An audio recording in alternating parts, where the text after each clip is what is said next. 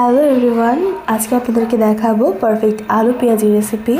So let's start the video. প্রথমে আলু great করে নিয়ে তার ভিতরে পেঁয়াজ কুচি এবং কাঁচামরিচ কুচি দিয়ে দেবো, যেটা আপনাদের পছন্দ অনুযায়ী দেবেন। তারপরে 3 থেকে 4 চামচ পরিমাণে আটা বা ময়দা দিতে পারেন, আমি এখানে আটা ব্যবহার করেছি।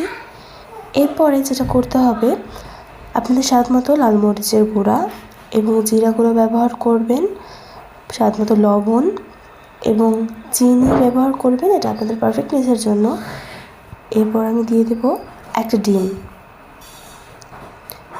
এরপরে আমরা এটাকে ভালো করে মাখিয়ে নেব এবং ততক্ষণ পর্যন্ত মাখাবো যতক্ষণ একটা পারফেক্ট ব্যাটার তৈরি হচ্ছে। এবং এটা এখন পারফেক্ট আছে। সো তেল গরম করে এর ভিতরে আস্তে আস্তে আমরা প্রয়োজনীয় তৈরি করে রাখা ব্যাটারগুলোকে দিয়ে দেব চপ আকৃতির করে। এরপর এটাকে আস্তে করে উল্টে পাল্টে ভেজে নেব যতক্ষণ না ক্রিস্পি হচ্ছে। এটা প্রায় লাল করে ভাজা হয়ে গেছে, এখন এটাকে আমরা তুলে নেব। And yes, it's a perfect পেঁয়াজি। সো তুলে নেওয়ার পর দেখতেই পাচ্ছেন কালারটা কত সুন্দর হয়েছে।